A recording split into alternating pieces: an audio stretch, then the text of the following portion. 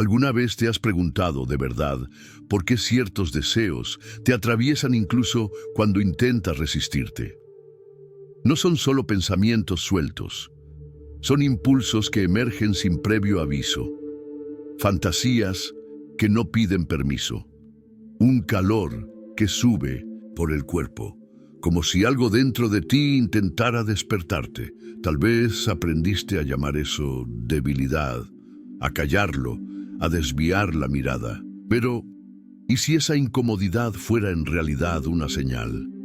¿Y si lo que sientes no es un error, sino un llamado? Carl Jung, uno de los grandes exploradores del alma humana, creía que dentro de ti existe un territorio vasto, silencioso, olvidado, pero palpitante. Lo llamó el inconsciente, y allí, bajo las capas del control, la lógica y las buenas intenciones, habita una fuerza poderosa, el instinto sexual. Pero no te confundas, para Jung, el sexo no era solo un acto, era símbolo, era el lenguaje del alma, un espejo en el que te ves o huyes de verte. La mayoría de las personas vive en la superficie de sí mismas. Creen que eligen, que deciden, que saben lo que sienten, pero detrás de cada elección hay algo invisible que susurra, guía, empuja, y el deseo, ese que tratas de silenciar, está justamente ahí, en la forma en que miras, en cómo eres mirado, en lo que vistes, en lo que evitas, en lo que quieres y no puedes decir. Solo que el mundo no quiere que escuches eso. Es más fácil transformar el deseo en broma, en producto o en pecado. Pero Jung no era un hombre que huía. Descendió a las profundidades de ese instinto como quien entra en un templo prohibido y volvió con un mensaje. El deseo no es el villano, es el mensajero. Esa incomodidad que sientes no está en tu contra. Está señalando dónde duele, dónde falta algo, dónde te perdiste de ti. Por eso este capítulo se llama El llamado al despertar. Porque el verdadero viaje comienza cuando dejas de huir y comienzas a escuchar lo que el deseo quiere decirte.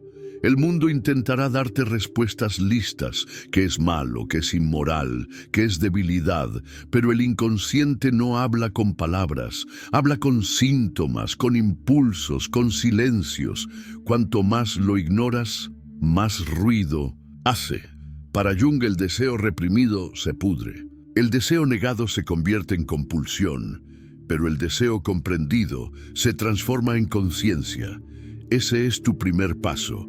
Reconocer que hay algo más grande que tu voluntad operando dentro de ti, y que ese algo no quiere destruirte, quiere despertarte.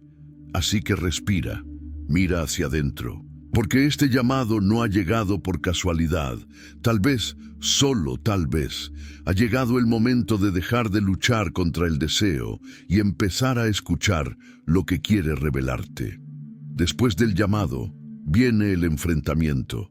Es cuando el héroe entra al bosque oscuro, aquel donde el camino ya no está claro, y todo lo que queda es seguir el instinto. Creías tener el control, que decidías racionalmente, pero ahora empiezas a darte cuenta, hay algo dentro de ti que actúa, que desea, que sabotea, incluso cuando tú no quieres. Jung llamaba a eso la sombra de la psique, partes de ti que fueron empujadas a la oscuridad, pero que nunca dejaron de existir, no murieron, solo esperan al acecho.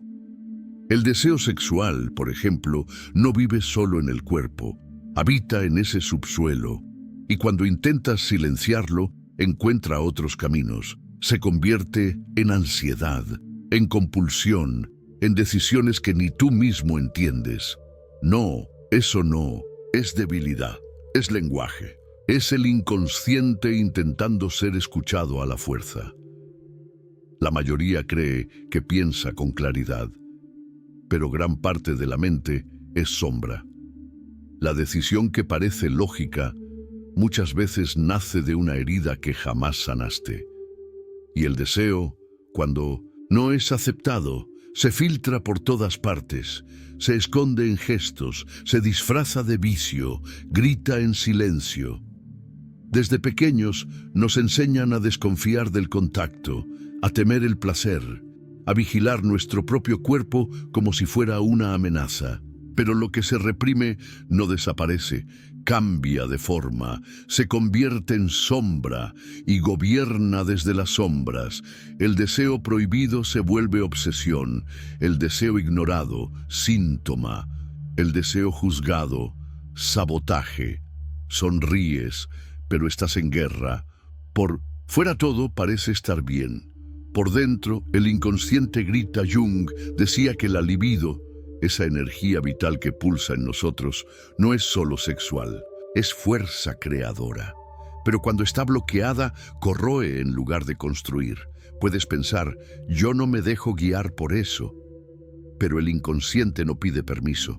Actúa desde los márgenes, en los sueños, en los tropiezos que tú llamas mala suerte. Y vivimos en un cruel paradoja, una cultura que exhibe el cuerpo pero castiga el deseo, que vende placer, pero condena al que lo siente. Vivimos entre dos abismos, el exceso sin alma y la represión sin afecto. Y en medio del caos, el deseo se vuelve ruido. Ya no es lenguaje, ya no es puente, solo urgencia vacía. ¿Cuántos viven así, atrapados entre lo que quieren sentir y lo que aprendieron a callar? Pero el deseo, incluso distorsionado, sigue susurrando lo mismo. Quiero ser reconocido, no como amenaza, sino como parte de ti, porque el mundo interior no pide control, pide escucha. Cuando reconoces eso, algo cambia. Dejas de luchar contra lo que sientes y comienzas a caminar junto a lo que reprimiste. Ese es el segundo paso, enfrentar la sombra, no para destruirla, sino para comprender que también es parte de ti. A veces, lo que más nos asusta no es lo que mostramos, es lo que escondemos, no lo que otros ven, sino lo que enterramos tan profundo que olvidamos que está ahí. Pero el cuerpo no olvida. El alma, mucho menos. Carl Jung llamaba a eso la sombra. Todo lo que niegas, rechazas, censuras. Todo lo que te enseñaron que no podías ser. Y contrariamente a lo que muchos creen, la sombra no solo está hecha de pecados, también contiene dones reprimidos, afectos no vividos, potenciales que tuviste miedo de usar. Y tal vez, sobre todo, la sombra guarda tu deseo sexual no reconocido.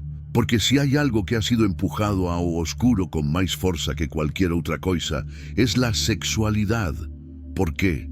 Porque el placer incomoda, porque el cuerpo provoca, porque el deseo revela una potencia que la moral no sabe cómo dominar.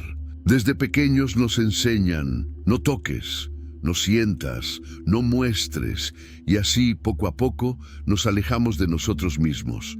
Aprendemos a ser correctos, aceptables, buenos, pero por dentro nos quebramos, porque cuanto más reprimes, más alimentas lo que está en las sombras. La sombra se nutre de la negación, crece cada vez que dices, eso no soy yo.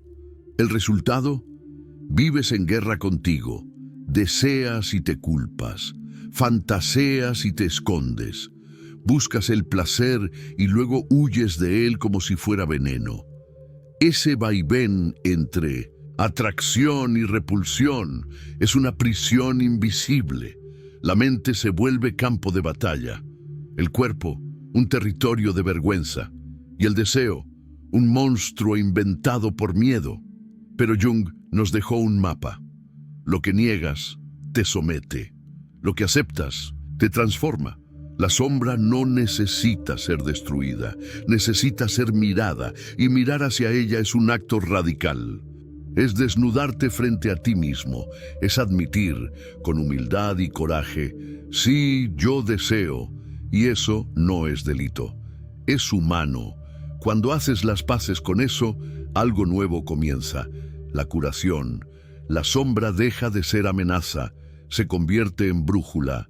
Te señala todo lo que dejaste atrás en tu carrera por ser aceptado, pero este reencuentro duele, porque en él ves que muchas de tus elecciones fueron solo intentos de huida. Huiste del toque, del amor, de la entrega. Descubres que te relacionaste por carencia, no por conexión, que buscaste aprobación, no autenticidad, que deseaste esconder, no vivir. La sombra te muestra los guiones que escribiste para ti desde el miedo, y al verlos con honestidad, algo se rompe. Pero no eres tú quien se rompe, es la ilusión, y donde la mentira cae, comienza a nacer un nuevo suelo, más verdadero, más tuyo. Después de mirar la sombra, todo se transforma silenciosamente. Empiezas a notar que el deseo no surge de la nada, nace de una falta, de un rincón olvidado en tu interior. Es entonces cuando aparece el guía invisible, esa presencia sutil que siempre estuvo ahí, dentro, no fuera. Carl Jung lo llamó arquetipo. Son formas primordiales de la psique, imágenes eternas que habitan el inconsciente colectivo. Entre ellas, dos influyen profundamente en cómo amas, deseas y sufres: el ánima y el ánimus. El ánima es la imagen de lo femenino que vive en el inconsciente del hombre. El ánimus, la imagen de lo masculino en el inconsciente de la mujer. Pero no hablamos de género biológico. Hablamos de cualidades internas olvidadas: sensibilidad, firmeza, intuición, razón, contención, acción. Sin embargo, la sociedad nos enseña a elegir bando. Los hombres deben ser duros, las mujeres suaves. Y entonces, ¿qué ocurre? Reprimes una parte de ti y empiezas a buscarla fuera. Te enamoras, pero no de quien el otro es, sino de lo que tú perdiste de ti. Comienza la proyección. Ves en el otro una luz, sin darte cuenta de que es tu propia luz reflejada.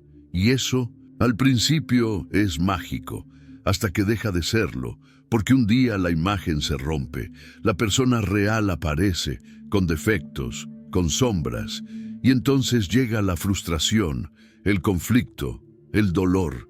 Crees que fuiste engañado, pero quien te engañó fue tu carencia disfrazada de amor. Jung llamaba a esto el colapso de la proyección. Es cuando el velo cae y lo que queda es la verdad. Pero eso no es el final, es el principio de la reintegración. Esa sensibilidad que veías en el otro era tuya, aquella fuerza que admirabas también. Ahora puedes dejar de buscar fuera y empezar a recordar, porque el deseo es maestro. Él señala el punto exacto donde te fragmentaste y te invita a volver por ti. Pero atención, eso exige madurez, exige no culpar, no idealizar y no huir. El otro no vino a completarte, vino a revelarte. Y cuando ves al ánima y al ánimus actuando en tus relaciones, todo cambia. Dejas de cazar mitades y comienzas a construir totalidad. También cambia tu sexualidad. Deja de ser urgencia, se convierte en comunión. El cuerpo ya no busca a alguien para perderse, busca a alguien con quien encontrarse.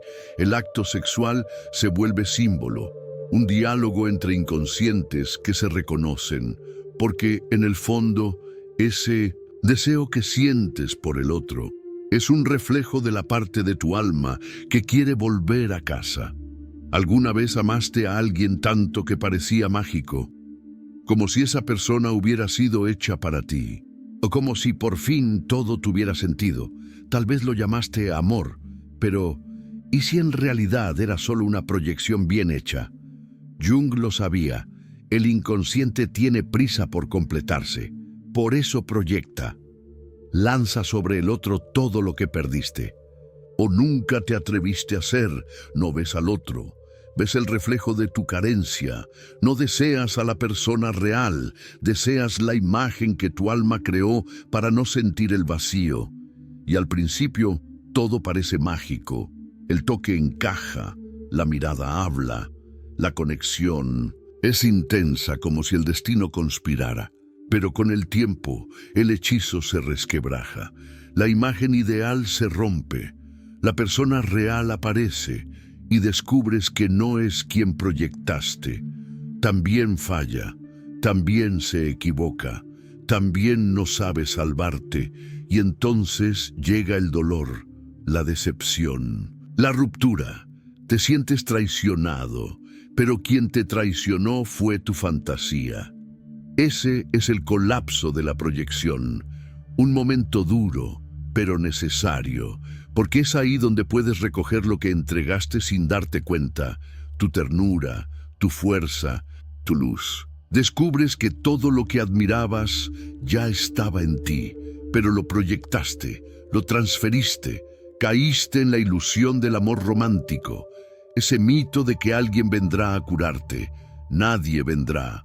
Nadie puede salvarte de un abismo que es interno. Otro puede tocarte, pero jamás podrá llenarte. Y es ahí donde el deseo se confunde. El sexo, que podría ser encuentro, se convierte en fuga, en anestesia, en un intento de mantener vivo lo que ya ha muerto. El cuerpo está presente, pero el alma ausente. ¿Cuántos viven así? Confundiendo apego con amor, presencia con promesa, placer con alivio. Pero Jung fue claro, el deseo no es el problema es esperar que sane heridas que pertenecen al alma. El amor verdadero no viene a tapar vacíos, viene a revelarlos, y el deseo, cuando madura, cambia de forma. Deja de suplicar, comienza a ofrecer. Ya no te aferras al otro por miedo a perderlo, te entregas porque tienes algo que compartir, pero para eso es necesario romper el velo, abandonar la fantasía del alma gemela, matar el mito de quien viene a completarte. Nadie te completa, tú naciste completo, y solo cuando reconoces eso, el deseo deja de implorar y comienza a iluminar. ¿Qué ocurre con un deseo que ha sido silenciado demasiado tiempo? ¿Muere? No. Se retuerce. El deseo no escuchado no desaparece. Se transforma en angustia, en adicción, en vacío. La energía que podría nutrir la vida se convierte en nudo. Jung lo sabía. La libido, esa fuerza vital que habita en cada uno, necesita fluir. Si se bloquea, busca salidas por las grietas, y lo que escapa, escapa torcido. Se vuelve compulsión, repetición, relaciones que colapsan, pensamientos que giran en círculos. Ya no sabes qué sientes, solo sabes que algo falta, y tratas de llenar ese vacío, con cuerpos, con promesas, con distracciones, pero nada alcanza. Porque lo que falta no está afuera, está dentro. Vivimos entre dos extremos, la hipersexualización que convierte el deseo en espectáculo y la represión que lo convierte en culpa. En el medio estamos nosotros, fragmentados, confundidos, perdidos en un laberinto de sensaciones que no sabemos nombrar. Por un lado nos venden el placer como cura, por el otro nos condenan por sentir, como si el deseo fuera debilidad moral. Y en ese caos simbólico el cuerpo grita, la mente se enrosca, el alma se calla, crees que tienes problemas con el amor, pero lo que enfrentas es más profundo, un deseo renegado que pide ser visto, que pide ser abrazado, que pide volver a casa. Y mientras eso no sucede, la historia se repite. Los mismos patrones, las mismas heridas, los mismos vacíos. Es tu inconsciente tratando de hablar, diciendo, mira aquí, pero tú no escuchas, sigues corriendo. Otra pasión, otra huida, otra caída, hasta que un día te cansas, y en ese cansancio se abre una grieta, porque el dolor no es castigo, es código. Cada adicción guarda una ausencia, cada fantasía lleva un grito, cada relación caótica es un pedido de rescate, pero para oírlo necesitas parar, dejar de convertir el deseo en síntoma, dejar de correr, de fingir que todo está bien. porque no lo está, y no pasa nada si no lo está. Ese es el punto de quiebre. El héroe ya no lucha para ganar, se sienta en la oscuridad, en el suelo del alma, y dice: estoy listo para escuchar. Allí, sin máscaras, sin excusas, sin huida, comienza la verdadera curación. No la que apaga el deseo, sino la que lo reintegra. Porque el deseo no quiere dominarte, quiere mostrarte dónde duele, quiere recordarte quién olvidaste ser. Después del caos nace algo, no un alivio inmediato, no una cura rápida, algo más valioso: conciencia. Ya no deseas para llenar un vacío, deseas desde la presencia. El deseo que antes quemaba, ahora guía, no quería derribarte. Quería mostrarte el camino, Jung lo sabía. El sexo, en su profundidad, no es un fin, es un símbolo, un puente, un rito que une lo visible con lo invisible, lo consciente con lo inconsciente. Entonces lo entiendes. La forma en que deseas dice mucho sobre lo que aún te falta. Tus elecciones revelan tus heridas, tus pasiones hablan de tus carencias. Todo eso es lenguaje, todo eso es invitación, individuación.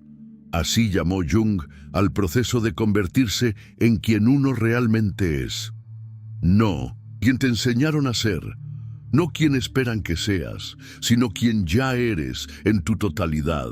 Y en ese camino, el deseo deja de ser un enemigo, se convierte en faro. Tu sexualidad ya no necesita esconderse. Puede salir del sótano y respirar.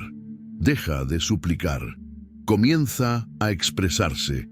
Ya no deseas desde la carencia. Deseas desde la presencia. Y el cuerpo, que antes fue campo de culpa, se convierte en templo, en hogar. Ya no tocas al otro para huir de ti. Lo tocas porque estás en ti. Y eso lo cambia todo. El sexo deja de ser escape. Se convierte en comunión. Ya no es urgencia, sino gesto sagrado. Entregas porque tienes, compartes porque no te has perdido, pero esa madurez no aparece sola. Requiere práctica, escucha, humildad. Aún sentirás miedo, miedo a la intimidad, miedo a no ser suficiente, miedo a sentir demasiado. Y está bien, el alma no pide perfección, pide coraje. Coraje para quedarse, para sentir, para mirarte con verdad. Y entonces el deseo regresa, pero ya no como carga, regresa como alianza, tú y él, lado a lado, sin guerra, sin vergüenza. Y en ese raro encuentro entre cuerpo y alma, algo sagrado ocurre. El placer ya no es premio ni pecado, se vuelve poesía viva. Has atravesado el bosque oscuro. Has enfrentado tus demonios, has escuchado lo que el deseo intentaba decir, y ahora no vuelves igual. El mundo sigue siendo el mismo, pero tu mirada no, porque ahora ya no deseas para llenar, deseas para expresar. El deseo que antes era monstruo, ahora es guía, camina contigo, silencioso, firme, vivo. El sexo que antes confundía, hoy revela. Y entiendes, no hay error en sentir. El error es fingir que no sientes. El deseo nunca fue el problema, fue el portal. Y Jung lo sabía. Nos decía que cuando el deseo se integra, no te controla, te ilumina, se convierte en arte, en presencia, en creación. Ya no necesitas la validación del otro, porque ahora te ves, te reconoces, te bastas, y por eso transbordas. Cuando dos seres que transbordan se encuentran, el sexo se vuelve rito. No un ritual moral, sino simbólico, un intercambio entre dos enteros, no dos vacíos intentando cubrirse. El placer ya no es recompensa ni escape, es lenguaje del alma. Cuando el corazón está presente, el cuerpo danza con sentido, y cuando la mente se aquieta, el instinto encuentra su lugar, pero nada de eso sería posible si no hubieras descendido. si no hubieras enfrentado tus sombras, si no hubieras mirado de frente tus vergüenzas más profundas y en el fondo hallado una chispa de verdad. Ahora lo sabes, el sexo no es el final, es el inicio, un rito, un espejo, un puente entre alma y carne, instinto y conciencia, tú contigo y más allá de ti. Porque esta reconciliación íntima también es un acto colectivo. Cada vez que alguien vive su sexualidad con verdad, abre un espacio para que otros también lo hagan. Tu curación se vuelve símbolo. Tu regreso, revolución silenciosa. Jung no hablaba del deseo con moralismo, hablaba con reverencia, porque al hablar de deseo, hablaba de alma, de sentido, de retorno, y ahora, con los pies firmes y el corazón despierto, queda una pregunta. ¿Cuál es el verdadero papel del deseo en tu camino? Quizás nunca quiso alejarte de quien eres, quizás siempre quiso llevarte de vuelta a casa.